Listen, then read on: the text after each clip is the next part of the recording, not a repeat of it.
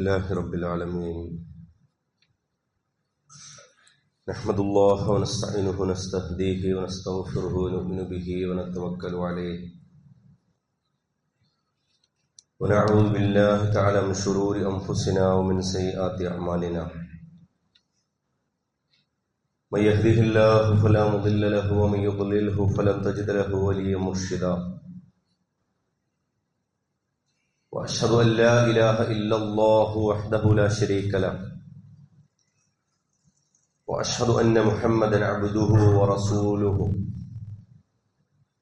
أرسله بالهدى ودين الحق ليظهره على الدين كله ولو كره المشركون اللهم صل على محمد وعلى آل محمد كما صليت على إبراهيم وعلى آل إبراهيم وبارك على محمد وعلى آل محمد كما باركت على إبراهيم وعلى آل إبراهيم في العالمين إنك حميد مجيد أما بعد فإن أصدق الحديث كلام الله وأصدق الهدي هدي محمد صلى الله عليه وسلم وشر الأمور محدثاتها وكل محدثة بدعة وكل بدعة ضلالة وكل ضلالة في النار عباد الله وإماء الله أوصيكم وإياي أولا بتقوى الله يا أيها الذين آمنوا اتقوا الله حق تقاته ولا تموتن إلا وأنتم مسلمون أعوذ بالله السميع العليم من الشيطان الرجيم بسم الله الرحمن الرحيم والله خلق كل دابة من ماء فمنهم من يمشي على بطنه ومنهم من يمشي على رجلين ومنهم من يمشي على أربع يخلق الله ما يشاء إن الله على كل شيء قدير صدق الله مولانا العلي العظيم. സ്നേഹാദരണീയരായ വിശ്വാസികളെ, സഹോദരി സഹോദരന്മാരെ, രഹസ്യവും പരസ്യവുമായ നമ്മുടെ എല്ലാം ജീവിതത്തിന്റെ എല്ലാ മേഖലകളിലെയും അല്ലാഹു സുബ്ഹാനഹു വ തആലയുടെ വിധിവിലക്കുകൾ പാലിച്ച് ജീവിക്കാൻ എന്നെയും നിങ്ങളെയും ഉണർത്തുകയാണ്, വസിയത്ത് ചെയ്യുകയാണ്. പടച്ചതമ്പുരാൻ അവന്റെ സ്വാലിഹുകളും സച്ചരിതരുമായ അടിയാറുകളുടെ കൂട്ടത്തിൽ നമ്മെ ഉൾപ്പെടുത്തി അനുഗ്രഹിക്കുമാറാകട്ടെ. നമ്മുടെ രണ്ട് സുഹൃത്തുക്കൾ പ്രത്യേകമായ വസിയത്ത് കൊണ്ട് നമ്മളോട് ദുആ ആവശ്യപ്പെട്ടിട്ടുണ്ട്. ഒരു സുഹൃത്ത് നമ്മുടെ അബ്ദുൽ ഖാദർ മാഷ് തന്നെയാണ്, നമ്മുടെ ഈ പള്ളിയുടെ കമ്മിറ്റി അംഗം കൂടിയായിരുന്ന അദ്ദേഹം. വളരെ ആരോഗ്യനില വളരെ വഷളായ നിലയിലാണുള്ളത്. നമ്മുടെ പ്രാർത്ഥനയും പടച്ചവന്റെ ഭാഗത്തു നിന്നുള്ള പ്രത്യേകമായ ശിഫയും അദ്ദേഹത്തിന് ആശ്വാസമൊക്കെ ഈ സന്ദർഭത്തിൽ ലഭിക്കേണ്ടതുണ്ട്. അർഹമുറാഹിമിനായ പടച്ചതമ്പുരാൻ അദ്ദേഹത്തിന് ആശ്വാസം നൽകി അദ്ദേഹത്തെ അനുഗ്രഹിക്കുമാറാകട്ടെ. മറ്റൊരു സുഹൃത്ത് അദ്ദേഹത്തിന്റെ ഉംറയിലായിരിക്കെ അദ്ദേഹത്തിന് വന്നൊരു സ്ട്രോക്ക് മൂലം നാട്ടിൽ തിരിച്ചെത്തി. ഇപ്പോ ആ സർജറി കഴിഞ്ഞ് ഷിഫ പ്രതീക്ഷിക്കുന്ന ഒരാളാണ്. അല്ലാഹു അദ്ദേഹത്തിനും പെട്ടെന്നുള്ള ആശ്വാസം നൽകി അദ്ദേഹത്തെ അനുഗ്രഹിക്കുമാറാകട്ടെ. പടച്ചതമ്പുരാന്റെ ഇസ്മുകളെ കുറിച്ചുള്ള യാത്രയിലാണ് നമ്മൾ ഉണ്ടായിരുന്നത്. അല്ലാഹു സുബ്ഹാനഹു വ തആല അല്ലാഹുവിനെ പരിചയപ്പെടുത്തുന്ന ഒട്ടനേകം വിശദീകരണങ്ങളുടെ കൂട്ടത്തിൽ ഒരുമിച്ച് വരുന്ന, അതായത് ഒരേ കൂട്ടത്തിൽ തുടർച്ചയായി വരുന്ന ചില ഇസ്മുകളുണ്ട്. അതിലേറ്റവും പ്രധാനവും അതിശക്തവുമായിട്ടുള്ള ഒന്ന് പടച്ചവന്റെ സൃഷ്ടിപ്പുമായി ബന്ധപ്പെടുന്നതാണ്. അള്ളാഹുവിന്റെ സൃഷ്ടിപ്പുമായി ബന്ധപ്പെട്ട ഞാനും നിങ്ങളും തമ്മിലുള്ള, അതല്ലെങ്കിൽ നമ്മൾ മൊത്തം ഭൂമിയിലുള്ള മനുഷ്യർ തമ്മിലുള്ള ബന്ധങ്ങൾ സഹജീവികൾ തമ്മിലുള്ളതാണെങ്കിൽ, നമ്മളെല്ലാവരും പടച്ചവനും തമ്മിലുള്ള ബന്ധം അത് സൃഷ്ടിയുടെയും സൃഷ്ടാവിന്റെയും ബന്ധമാണ്. നമുക്ക് ഉമ്മയും നമ്മുടെ വാപ്പയും നമുക്കൊക്കെ ഉണ്ട്, നമുക്ക് സഹോദരങ്ങളുണ്ട്, നമ്മുടെ ചുറ്റും നമ്മുടെ ബന്ധുക്കളുണ്ട്, കുടുംബക്കാരുണ്ട് എന്നൊക്കെ പറയുമ്പോൾ ഇവരാരും നമുക്ക് സൃഷ്ടിപ്പ് തന്നവരല്ല. നമ്മുടെ ഉമ്മ നമ്മളെ പ്രസവിച്ചു എന്നാണ് നമ്മൾ പറയുക. ഉമ്മ നമ്മളെ ജനിപ്പിക്കുകയല്ല ചെയ്തത്, ഉണ്ടാക്കുകയല്ല ചെയ്തിട്ടുള്ളത്. ബാപ്പ നമ്മൾ ഉണ്ടാക്കുകയല്ല ചെയ്തിട്ടുള്ളത്. നമ്മുടെ തറവാട് നമ്മളെ ഈ ലോകത്തേക്ക് വരാൻ കാരണമാക്കുകയല്ല ചെയ്തിട്ടുള്ളത്. മറിച്ച് അതെല്ലാം കാരണമാണ്, അസ്ബാബുകളാണ്. ഇസ്ലാമിന്റെ ഭാഷയിൽ പറഞ്ഞാൽ അല്ലാഹു സുബ്ഹാനഹു വ തആല ഈ ലോകത്ത് നമ്മളൊക്കെ വരാൻ വേണ്ടി ഉണ്ടാക്കിയ കാരണങ്ങളാണ്. ഈ ഉമ്മയുടെയോ വാപ്പയുടെയോ മകനായി നമ്മൾ ജനിക്കണം എന്ന് തീരുമാനിച്ചതുകൊണ്ട് മാത്രമാണ് നമ്മൾ അങ്ങനെ ഉണ്ടായത്. കാരണം നമ്മൾ ഈ ലോകത്ത് വരിക എന്നുള്ളതിനൊരു മാർഗം വേണം. അതായത് വ്യക്തിയായി നമുക്കൊരു പരീക്ഷണമുണ്ട് നമുക്കെല്ലാവർക്കും. പക്ഷെ വ്യക്തി ആകാശത്ത് നിന്ന് പൊട്ടിമുളച്ച് വീഴുക എന്നുള്ളതല്ല. ഈ ലോകത്ത് അങ്ങനെ രണ്ടുപേർ മാത്രമാണ് അങ്ങനെ ഉള്ളൂ. സവിശേഷവും അമാനുഷികവുമായ ജന്മത്തിന് അർഹമായ ആളുകൾ, അതല്ലെങ്കിൽ വിശുദ്ധ ഖുർആൻ പരിചയപ്പെടുത്തുന്ന രണ്ടുപേർ. അതിലൊന്ന് ഇന്ന മസല ഈസ ഇൻദല്ലാഹി കമസലി ആദം ഖലഖഹു മിൻ തുറാബ് സുമ്മ ഖാല ലഹു കുൻ ഫയകൂൻ. ഈസാ അലൈഹിസ്സലാമയും അതുപോലെ തന്നെ ആദം അലൈഹിസ്സലാമയും ഈ ലോകത്ത് ഉമ്മ ബാപ്പമാരിലൂടെ നമ്മളൊക്കെ പരിചയിച്ച ഒരു രീതിയിൽ വരേണ്ട ആളുകൾ എന്നുള്ള നിലയിൽ വ്യത്യസ്തരായ ആളുകൾ. അല്ലാഹുവിന്റെ സൃഷ്ടിപ്പിൽ അതും അമാനുഷികമായ ഒരു വശമാണ്. അപ്പൊ നമ്മളൊന്ന് ആലോചിച്ച് നോക്കൂ, പടച്ചവനും നമ്മളും തമ്മിലുള്ള ബന്ധം ഖാലിഖും മഖ്ലൂക്കും തമ്മിലുള്ളതാണെങ്കിൽ, സൃഷ്ടിയും സൃഷ്ടാവും തമ്മിലുള്ളതാണെങ്കിൽ എത്ര നിസ്സാരന്മാരാണ് നമ്മളൊക്കെ എത്ര നിസ്സാരന്മാരായാണ്. കാരണം ഈ ലോകത്തുള്ള എല്ലാം നശിച്ചു പോകാനാണ്, നമ്മൾ നശിച്ച് തീരാനുള്ളതാണ് എന്നുള്ളതാണ്. പടച്ചവന്റെ സൃഷ്ടിപ്പ് എന്ന് പറഞ്ഞാൽ തന്നെ തീരാനുള്ളതാണ്. അല്ല, പടച്ചവനിൽ പെട്ടതല്ല, പടച്ചവന് പുറത്തുള്ളതാണ് പടച്ചവന്റെ സൃഷ്ടി, പടച്ചവന്റെ ഭാഗമല്ല. അതുകൊണ്ടാണ് ഈ സൃഷ്ടികളെല്ലാം, ഇപ്പൊ സൂര്യനെക്കുറിച്ചും ഈ പ്രപഞ്ചത്തെക്കുറിച്ചും ഭൂമിയെക്കുറിച്ചും ഒക്കെ പറയുമ്പോ കോടാനുകോടി വർഷം കത്തിത്തീരാനുള്ള ഹീലിയം സൂര്യനിൽ ഉണ്ട് എന്ന് നമ്മൾ പറയും. പക്ഷേ ബിഹുസ്ബാൻ അശംസു വൽ ഖമറു ബിഹുസ്ബാൻ, അതിന്റെ ഒരു കണക്കിലേ അതിലുള്ളൂ. ഹുസ്ബാന് മറ്റൊരർത്ഥം അത് നാശത്തിലേക്ക് പോകുന്നതാണെന്നാണ്. വശംസു തജ്രീ ലി മുസ്തഖറിൻ ലഹാ, ഈ ലോകത്ത് നിങ്ങളുടെ സോഴ്സ് ഓഫ് എനർജി, നിങ്ങളുടെ ഊർജത്തിന്റെ ഏറ്റവും വലിയ സ്രോതസ് സൂര്യൻ. ഈ സൂര്യൻ ഇല്ലാതായി പോകാനുള്ളതാണ്.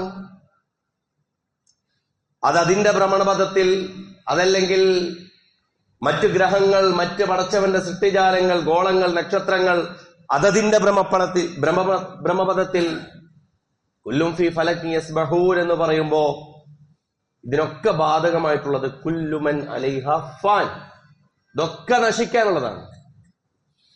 ഇപ്പൊ അള്ളാഹുവിന്റെ സൃഷ്ടിയാണ് ഈ ലോകത്ത് എന്ന് ഒന്നിനെക്കുറിച്ച് മനസ്സിലാക്കുമ്പോ പടച്ചവന്റെ വലുപ്പത്തെക്കുറിച്ചാണ്. അള്ളാഹിന്റെ സൃഷ്ടികളിൽ തന്നെ നമുക്ക് അത്ഭുതമാണ്.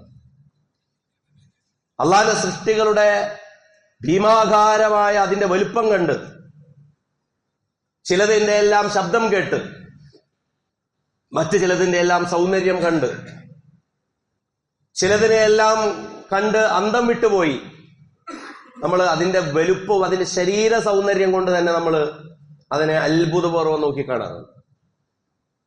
കാട്ടിലെ ജീവികൾ എന്ന് പറയുമ്പോ ജിറാഫിന് വേറൊരു പൊക്കമാണ്, അതുപോലെ തന്നെ ആനക്ക് വേറൊരു സ്റ്റൈലാണ്. പുലിയും കടുവയും ഒക്കെ ഉണ്ടാകുമ്പോൾ തന്നെ ഈ പുലികളിലും വ്യത്യസ്തമായ ഇനങ്ങളാണ്. മാൻ എന്ന് പറയുമ്പോൾ അത് 5ഉം 10ഉം കൂട്ടത്തിലോ അതല്ലെങ്കിൽ അതിനെ എണ്ണത്തിനെ കുറിച്ചല്ല പറയുന്നത്, അതിന്റെ കൂട്ടം തന്നെ പറയാൻ നിന്നാൽ അത് 100 കണക്കിനാണ്. പക്ഷികളെ കുറിച്ച് പറഞ്ഞാൽ അത് 1000കണക്കിനാണ്. ഇത് പടച്ചവൻ നമ്മളെ സൃഷ്ടിച്ച ഈ ഭൂമിയിൽ നമുക്കൊപ്പം സഞ്ചരിക്കുന്ന സർവചരാചരങ്ങളുടെ കൂട്ടത്തിൽ ചിലതിന്റെ പേരുകളാണ്. അങ്ങനെ വരുമ്പോ പടച്ചവൻ ആരാണ്? ഫതബാറകല്ലാഹു അഹ്സനുൽ ഖാലിഖീൻ. ഫതബാറകല്ലാഹു അഹ്സനുൽ ഖാലിഖീൻ. ഏറ്റവും വലിയ, ഏറ്റവും അഹ്സനായി, ഏറ്റവും മനോഹരമായി, ഇഹ്സാനോടുകൂടി, പ്രൊഫഷണലായി ഈ ലോകത്ത് ഇത് ഭംഗിയായി ഉണ്ടാക്കിയതാണ്. അള്ളാഹുവിന്റെ മഹത്വം, അള്ളാഹുവാകുന്ന അസ്തിത്വത്തിന്റെ മഹത്വം എത്ര വലുതാണ്. ഇപ്പൊ വിശുദ്ധ ഖുർആനിലൂടെ ഇങ്ങനെ നമ്മൾ സഞ്ചരിക്കുമ്പോ നമ്മള് ഖുർആൻ ഓതുന്നതിനിടയിൽ തിലാവത്തിന്റെ സുജൂദ് വരുമ്പോ പോയി പ്രാർത്ഥിക്കുന്ന ഒരു തസ്ബീഹുണ്ട്. സജദ വജ്ഹിയ ലില്ലദീ ഖലഖഹു വശഖ്ഖ സംഅഹു വബസറഹു ബിഹൗലിഹി വഖുവ്വതിഹി ഫതബാറകല്ലാഹു അഹ്സനുൽ ഖാലിഖീൻ എന്ന് പറയുന്നത്. എന്താണ് ആ പ്രാർത്ഥനയുടെ അർത്ഥം? സജദ വജ്ഹിയ ലില്ലദീ ഖലഖഹു വസവ്വറഹു വശഖ്ഖ സംഅഹു വബസറഹു.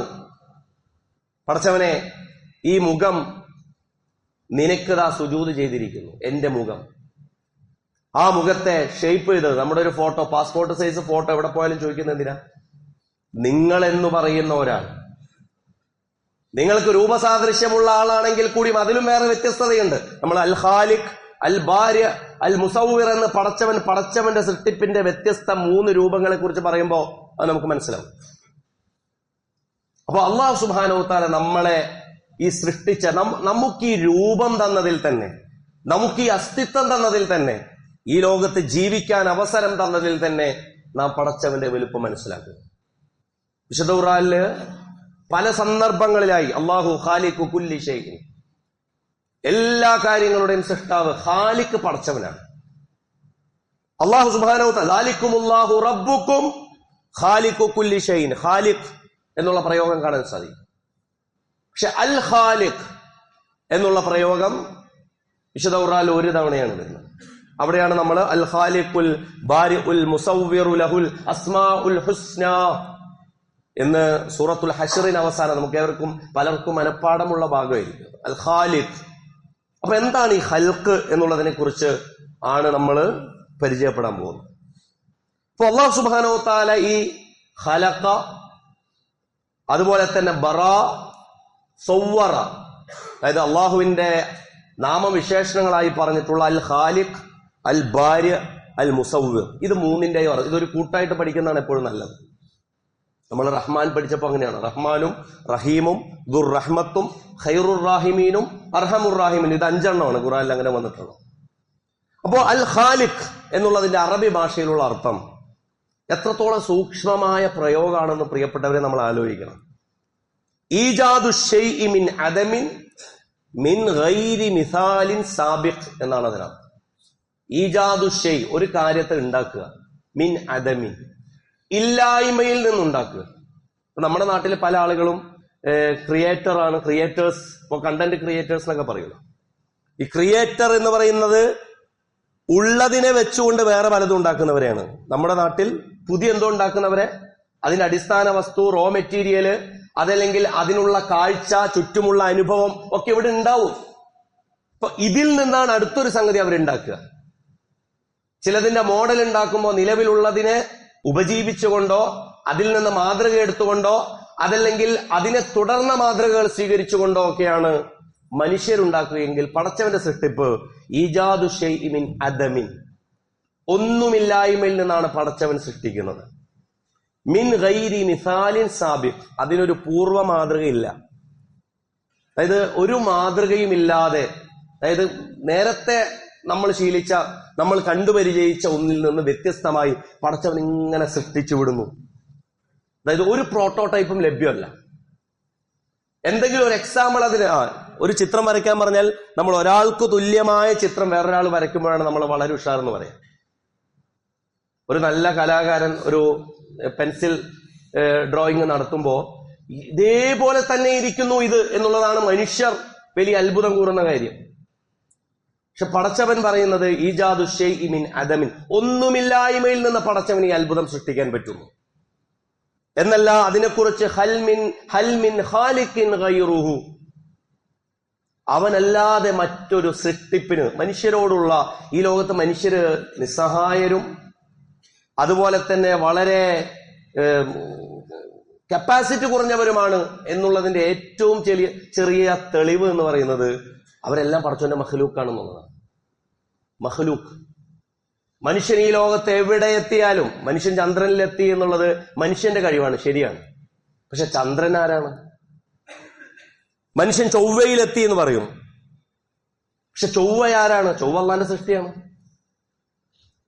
അള്ളാഹുവിന്റെ സൃഷ്ടികളിൽ ഏറ്റവും കൂടുതൽ ശ്രേഷ്ഠത ലഭിച്ച മനുഷ്യൻ, ശരിയാണ്. ചൊവ്വ ഇങ്ങോട്ട് വന്നിട്ടില്ല, ശരിയാണ്, മനുഷ്യനെ കാണാൻ.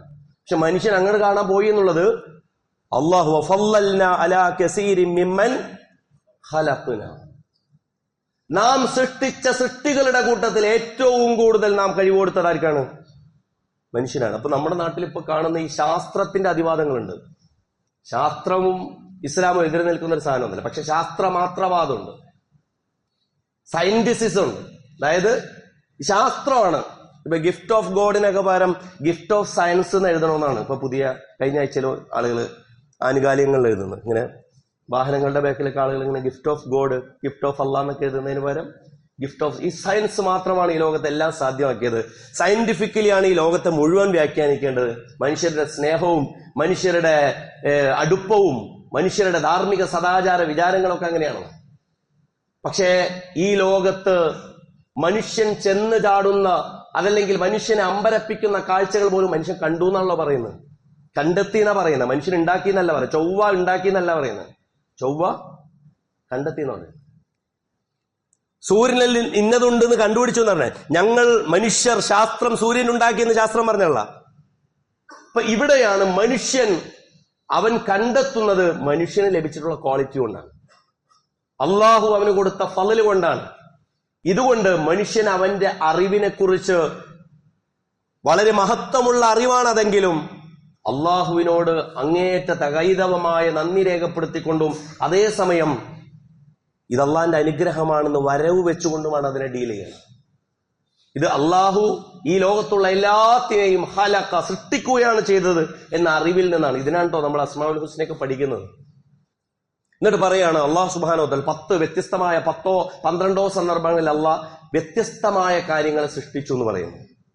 ഇനി നോക്കൂ, വമിൻ ആയാതിഹി ഖൽഖുസ് സമാവാതി വൽ അർദ്, ഖുർആനിൽ പലയിടങ്ങളിൽ കാണുന്ന പ്രയോഗമാണ്. അള്ളാഹുവിന്റെ ആയാത്തുകളിൽ, ദൃഷ്ടാന്തങ്ങളിൽപ്പെട്ടതാണ് ഈ ആകാശഭൂമികളുടെ സൃഷ്ടിപ്പ്. അമ്പരന്ന് പോകുന്ന അത് തന്നെ വിശദമായി പറയുന്നുണ്ടെങ്കിൽ വേറെ തന്നെ ഉണ്ട്. അപ്പൊ ആകാശഭൂമികളെ കുറിച്ച് ഒരു ഭാഗത്ത് പറഞ്ഞു. ഇനി വേറൊരു ഭാഗത്ത് പറയുന്നു വമിൻ ആയാതിഹി അൻ ഖലഖകും മിൻ തുറാബ്, നിങ്ങളെ മണ്ണിന്റെ ആദിമാംശത്തിൽ നിന്ന് നിങ്ങളെ പടത്തു, നിങ്ങളെ പടയിത്തെടുത്തു, നിങ്ങളെ പടച്ചു. അത് ദൃഷ്ടാന്തമാണ്. കാരണം നിങ്ങൾ മണ്ണിനോട് ഒട്ടിയില്ലാതെ, നിങ്ങൾ തീരുന്നത് മണ്ണിനോടൊപ്പം ചേർന്ന്, നിങ്ങൾ മണ്ണ് തന്നെ ഇല്ലാതാകുന്നു. വകുല്ലുല്ലദീ ഫൗക തുറാബി തുറാബു, തുറാബിന് മുകളിലുള്ളതെല്ലാം തുറാബായി തീരാനുള്ളതാണെന്ന് കവി പറയുന്നത്. എല്ലാം മണ്ണിന് മുകളിലുള്ളതെല്ലാം മണ്ണായി തീരും. ചിലതൊക്കെ ചെതലൊടിക്കാതിരിക്കാൻ വേണ്ടിയിട്ടൊക്കെ ഇങ്ങനെ അടിക്കുമല്ലോ നമ്മൾ. 100 കൊല്ലം കഴിഞ്ഞാൽ അത് 100 കൊല്ലം കഴിഞ്ഞാൽ പോവും. ഇത് എല്ലാ ഹൽക്കുകളും എല്ലാ മഖ്ലൂക്കുകളും ഇല്ലാതായി തീരുന്നു എന്നുള്ള ഒരു അറിവ് ഈ ലോകത്തിനുണ്ടായാൽ ലോകം അതിനേരെ കണ്ണടക്കുകയാണ് ചെയ്യുന്നത്. ഇപ്പൊ നമുക്ക് 2025 കുറിച്ച് സംസാരിക്കാം, കൂടി വന്നാൽ 2050 കുറിച്ച് സംസാരിക്കാം. അതിലപ്പുറം ഇത് തീരുള്ളേ എന്നുള്ളതിനെ കുറിച്ചൊന്നും നമ്മൾ സംസാരിക്കേണ്ടതില്ല. ഇത് മനുഷ്യന്റെ നിസ്സാരതയോ അതല്ലെങ്കിൽ അറിഞ്ഞിട്ടാണെങ്കിൽ ഇത് ചെറുതല്ലാത്ത മനുഷ്യന്റെ അവഗണനയോ ആയിട്ടാണ് വിശുദ്ധ ഖുർആൻ പറയുന്നത്.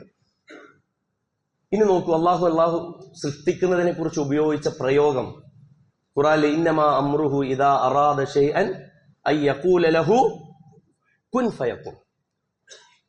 വളരെ മനോഹരമായ സൂക്ഷ്മമായ പ്രയോഗമാണ്.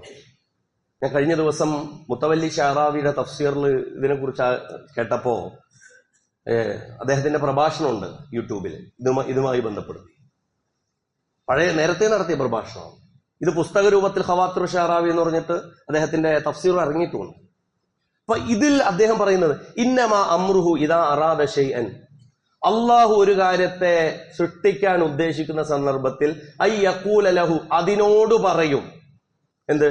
കുൻ, നീ ഉണ്ടാകൂ, ഫയക്കൂൻ, അപ്പോൾ അത് ഉണ്ടാകുന്നു. എന്നിട്ട് അദ്ദേഹം ചോദിക്കുക ഐ യഖൂല ലഹു, അതിനോട് പറയാൻ അതവിടെ ഉണ്ടായിട്ടില്ലല്ലോ. കുൻ എന്ന് പറഞ്ഞിട്ടേ അത് ഉണ്ടാവുള്ളൂ. പക്ഷെ അതിനു മുമ്പ് തന്നെ അതിനോട് പറഞ്ഞു. എത്ര പടച്ചവന് മാത്രം അറിയാവുന്ന സൃഷ്ടിപ്പിന്റെ അതിന്റെ ഒരു ഒളിയെക്കുറിച്ച്, അതല്ലെങ്കിൽ അതിന്റെ ഒരു ക്രക്സിനെ കുറിച്ചാണ്, അതിന്റെ ഒരു അസ്തിത്വത്തെ കുറിച്ചാണ് പടച്ചവൻ അവിടെ പറയുന്നത്. അതാണ് അതിന്റെ പ്രോസസ്. കല്യാണം കഴിച്ച എല്ലാവർക്കും കുട്ടികൾ ഉണ്ടാവാത്ത എന്തുകൊണ്ടാ? ശാരീരിക പ്രശ്നങ്ങൾ മാത്രമുള്ളതാണ്. അതുകൊണ്ട് ലാഗാവുകയോ അതല്ലെങ്കിൽ കുട്ടികളുടെ മനുഷ്യരുടെ പ്രജനനത്തിന്റെ തുടർച്ചയിൽ പ്രശ്നങ്ങളൊക്കെ ഉണ്ട്, അത് വേറെ കാര്യം. പക്ഷെ ഈ ലോകത്ത് മനുഷ്യർക്ക് മക്കൾ ഉണ്ടാകുന്നതും ഉണ്ടാകാത്തതും, ചിലർക്ക് മക്കൾ ആൺകുട്ടികളായി പോയതും ചിലർക്ക് പെൺകുട്ടികളായി പോയതും അള്ളാഹ് അതിനെ കുറിച്ച് പറയുന്നുണ്ട്. വിശുദ്ധ ഖുർആനിലെ ഒരു ആയത്ത്, വളരെ മനോഹരമായ ആയത്ത്. ഇത് നിങ്ങളുടെ കഴിവാ? എന്റെ മോൻ, എന്റെ മോൾ എന്നൊക്കെ പറയുന്നുണ്ടല്ലോ. ഇത് നിങ്ങളുടെ മോളും നിങ്ങളുടെ മോനായത് എങ്ങനെയാണ്? മോൾ ഉണ്ടാകണമെന്ന് തീരുമാനിച്ച് മോൾ ഉണ്ടായതാ? അല്ല. യഹബുലി മയ്യശാഉ ഇനാസൻ, നിങ്ങൾക്ക് പെൺമക്കളെ തന്നത് പടച്ചോനാണ്.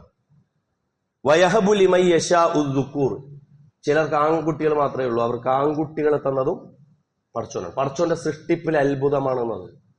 ഇപ്പൊ എനിക്ക് ആദ്യം ഒരു പെൺകുട്ടി ഉണ്ടായത് ആദ്യത്തെ പെൺകുട്ടിയാണ്, രണ്ടാമത്തെ ആൺകുട്ടി, അങ്ങനെയൊന്നല്ല. ഇതൊരു പടച്ചവന്റെ തെരഞ്ഞെടുപ്പാണ്. ഔ യുദവ്വിജുഹും ദുക്റാനൻ വ ഇനാസ, ചിലർക്ക് ആൺകുട്ടികളെയും പെൺകുട്ടികളെയും ഇടകലർത്തി കൊടുക്കും. ചിലർക്ക് ആൺകുട്ടീനെ കൊടുക്കും, ചിലർക്ക് പെൺകുട്ടീനെ കൊടുക്കും. 3 ആണ് 2 പെണ്ണ് 5 മക്കൾ മൊത്തത്തിൽ. ചിലർക്ക് 5 ആണ്, ചിലർക്ക് 5 പെണ്ണ്. വയജ്അലു മയ്യശാഉ അഖീമ, ചിലർക്ക് മക്കൾ ഉണ്ടാകണ്ട എന്ന് പടച്ചും വെക്കും. അതുകൊണ്ട് ഈ ലോകത്ത് മക്കളുള്ളവരെ കണ്ടിട്ട് അവന്റെ ഒരു വല്ലാത്തൊരു ഭാഗ്യം എന്നും, എന്റെ എന്തോ ഒരു ക്രെഡിറ്റ് എന്നും, മക്കളില്ലാതെ പോയ ആളുകളെ കുറിച്ച്, അയാളെക്കുറിച്ച്, ശരിയാണ്, അയാൾക്ക് വേണ്ടി പ്രാർത്ഥിക്കണം. മക്കൾ പടച്ചവൻ അയാൾക്ക് മക്കളെ കൊടുക്കട്ടെ എന്നൊക്കെ പ്രാർത്ഥിക്കണം നമ്മൾ. പക്ഷെ അതിലല്ല അയാൾക്കും വ്യസനം ഉണ്ടാകേണ്ടത്, ബാക്കിയുള്ളവർക്കും വ്യസനം ഉണ്ടാകേണ്ടത്. മക്കൾ ഉണ്ടായിട്ട് അതിനെ തിരിച്ചു വന്നു. ഒന്ന് ആലോചിച്ച് നോക്കൂ. ഖാസിം, അബ്ദുള്ള, ഇബ്രാഹിം, ഈ 3 മക്കൾ. അതിൽ ഒരാൾ ഒഴിച്ച്, ഒരാൾ വളരെ ചെറുപ്പത്തിൽ മരണപ്പെടുന്നു. ബാക്കിയുള്ളവരൊക്കെ മരണപ്പെടുന്നത് 7.5 വയസ്സിൽ, അതുപോലെ തന്നെ 8 വയസ്സിൽ, അങ്ങനെയൊക്കെയുള്ള ഒരു പ്രായത്തിലാണ്. അതായത് ചെറിയ ആൺകുട്ടികൾ ഉണ്ടായിട്ട് ആൺകുട്ടികൾ മരിച്ചു പോകുന്ന 3 ആൺമക്കളുടെ പിതാവാണ് ആര്? റസൂലുള്ളാഹി സ്വല്ലല്ലാഹു അലൈഹി വസല്ലം. മനുഷ്യന്റെ നൊമ്പരങ്ങളുടെ വഴിയിലൂടെ നടന്നതിന്റെ ഒരു മുൻമാതൃകയും റസൂലുള്ളാഹി സ്വല്ലല്ലാഹു അലൈഹി വസല്ലമയിൽ കണ്ടെത്താമെങ്കിൽ, അങ്ങനെയുമാണല്ലോ നമുക്ക് ഈ ലോകത്ത് വ്യസനം അനുഭവിക്കുന്നവരുടെ അതേ ഹൃദയഭാരം വെച്ച് നടന്ന ഒരു റസൂലിനെയാണ് നിങ്ങൾ മരിച്ചുപോയപ്പോ ആരാ ബാക്കിയുള്ളത്? പെൺമക്കളാ. പെൺമക്കളിൽ എല്ലാ മക്കളും നേരത്തെ മരണപ്പെട്ടു. ഒരു മോളെ ബാക്കിയുള്ളൂ. ആര്? മഹദി ഫാത്തിമ ബിവി. പെൺമക്കളും ജീവിച്ചിരിക്കുമ്പോൾ മരണപ്പെട്ടു. അവരുടെയൊക്കെ ഖബറടക്കിയത് റസൂലുള്ളാഹി സ്വല്ലല്ലാഹു അലൈഹി വസല്ലമയാണ്. അപ്പൊ അള്ളാഹ് സൃഷ്ടിക്കുന്നു, അള്ളാഹ് തിരിച്ചെടുക്കുന്നു. അപ്പൊ സൃഷ്ടിക്കുക, തെരഞ്ഞെടുക്കുക, അതുപോലെ തന്നെ അതിന്റെ സമയം നിശ്ചയിക്കുക, ഇതൊക്കെ പടച്ചവനെ ചെയ്യുന്നത്.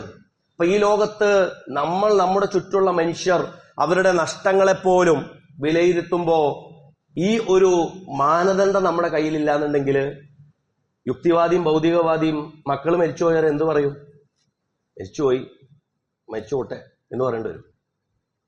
കുഴപ്പമില്ല, മരിച്ചുപോയി, മരിച്ചുപോട്ടെ. ഈ KEN അദ്ദേഹത്തിനൊരു എഴുത്തിൽ പറയുന്നുണ്ട്, ഞാൻ കുറ്റ്യാടിയിലുള്ള എൻ്റെ സുഹൃത്തിനെ കാണാൻ വേണ്ടിയിട്ട് ചെറുപ്പത്തിൽ മകൻ മരണപ്പെട്ട് ഞാൻ ഫറോക്കിൽ നിന്ന് ട്രെയിൻ കയറി അവിടേക്ക് വടകര സ്റ്റേഷനിൽ എത്തിയിട്ട് ഇറങ്ങുന്നവരെ ഞാൻ അങ്ങനെ ആലോചിച്ച് എന്ത് പറഞ്ഞിട്ട് ഞാൻ എന്ത് ചെയ്യും? അവിടെ പോയിട്ട് ഇയാൾ ആശ്വസിപ്പിക്കും.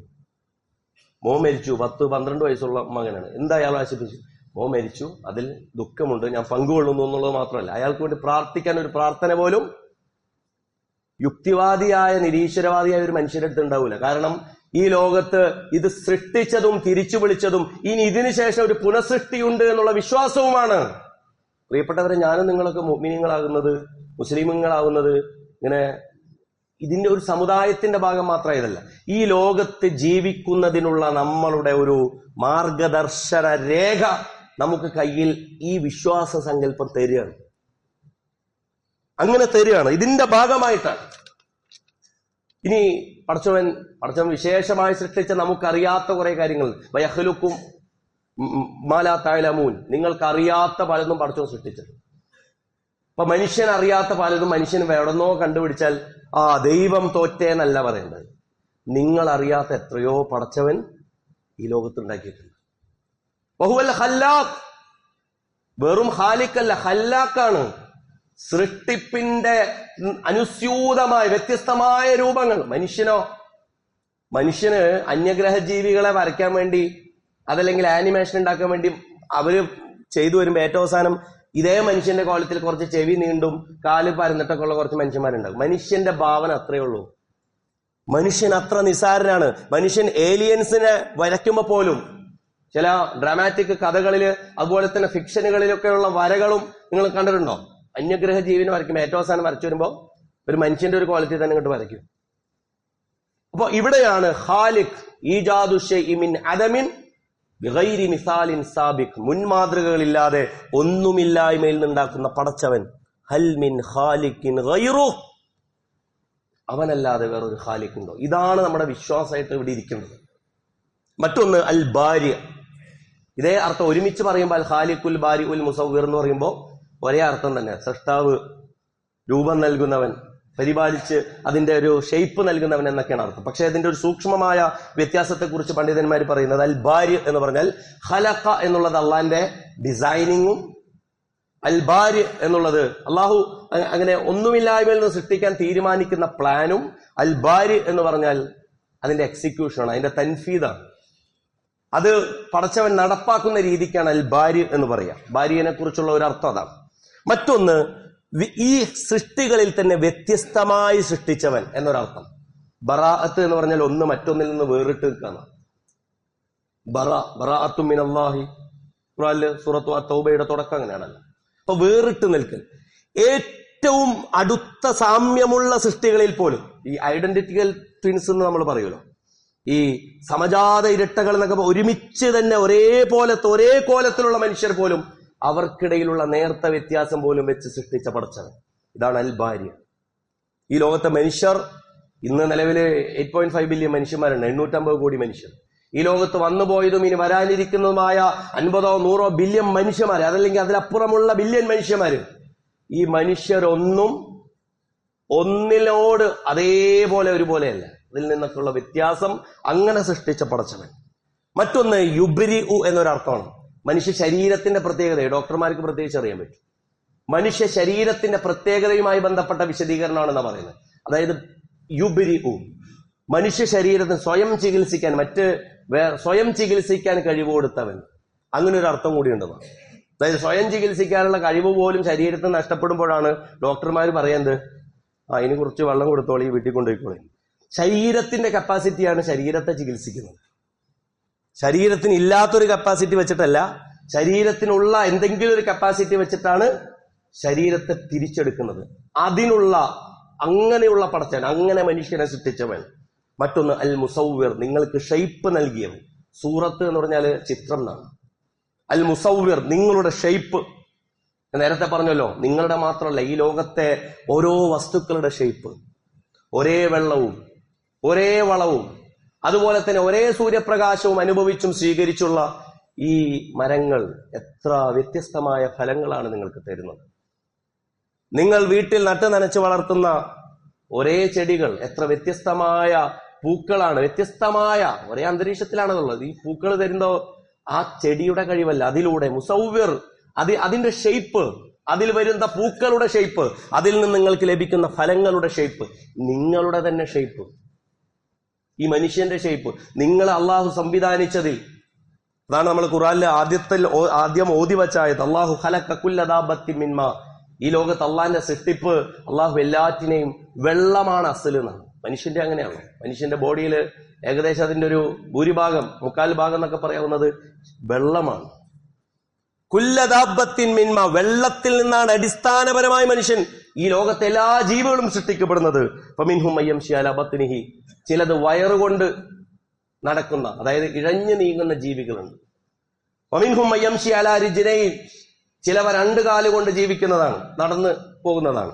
വമിൻഹും മയ്യംശി അലാ അർബ, ചിലത് 4 കാലികളാണ്. യഖ്ലുഖുല്ലാഹു മാ യശാ, അള്ളാഹു അവൻ ഇച്ഛിക്കുന്നത് സൃഷ്ടിക്കുന്നു. ഇന്നല്ലാഹ അലാ കുല്ലി ഷൈഇൻ ഖദീർ. ഇപ്പൊ വന്ന് നിസ്കരിക്കുമ്പോ, ബാങ്ക് കേട്ട് പള്ളിയിലേക്ക് വരുമ്പോ, ഉളു എടുക്കുമ്പോ, ഖുർആൻ എടുക്കുമ്പോ, പാരായണം ചെയ്യുമ്പോ, അതല്ലെങ്കിൽ സുബ്ഹാനല്ലാഹ്, അൽഹംദുലില്ലാഹ്, അല്ലാഹു അക്ബർ, ലാ ഇലാഹ ഇല്ലല്ലാഹ് എന്നൊക്കെ പറയുമ്പോ ഈ അല്ലാഹ് ആര്?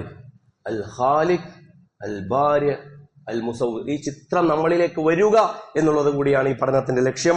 പടച്ചതമ്പുരാൻ ആ നിലക്കുള്ള അവബോധം നൽകി പടച്ചവനിലേക്ക് കൂടുതൽ അടുക്കുന്ന സത്യവിശ്വാസികളുടെ കൂട്ടത്തിൽ, അടുപ്പമുള്ള സമീപസ്ഥരാകുന്ന വിശ്വാസികളുടെ കൂട്ടത്തിൽ നമ്മെ ഉൾപ്പെടുത്തി അനുഗ്രഹിക്കുമാറാകട്ടെ. വഖൂലു ഖൗലി ഹാദാ വസ്തഗ്ഫിറുല്ലാഹ ലി വലക്കും വസ്തഗ്ഫിറൂഹു ഇന്നഹു ഹുവൽ ഗഫൂറുർ റഹീം.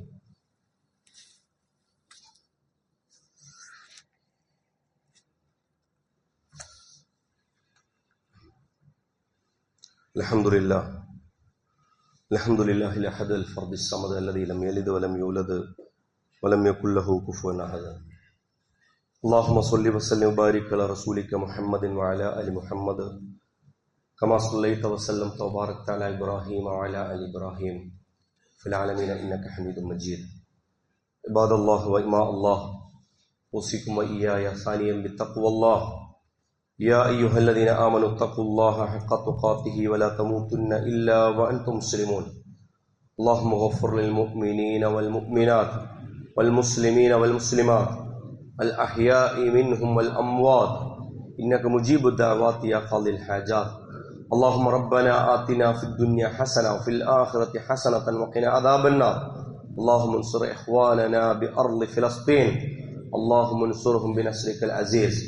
اللهم انصر إخواننا بأرض السودان، اللهم انصرهم بنصرك العزيز على القوم الظالمين على الفاسقين. اللهم كن معهم ولا تكن عليهم. اللهم انصر من نصر دين محمد صلى الله عليه وسلم واجعلنا منهم، واخذل من خذل دين محمد صلى الله عليه وسلم ولا تجعلنا منهم. اللهم يا ربنا آت نفوسنا تقواها وزكها أنت خير من زكاها، أنت وليها ومولاها. اللهم ربنا طهر قلوبنا من النفاق وأعمالنا من الرياء وألسنتنا من الكذب وأعيننا من الخيانة، فإنك تعلم خائنة الأعين ما تخفي الصدور. اللهم ربنا تقبل منا إنك أنت السميع العليم، وتب علينا إنك أنت التواب الرحيم، واغفر لنا يا غافر المذنبين، وارحمنا بأنواع رحمتك يا أرحم الراحمين. وصلى الله تعالى على خير خلق محمد وآله وصحبه أجمعين. سبحان ربك رب العزة عما يصفون وسلام على المرسلين والحمد لله رب العالمين.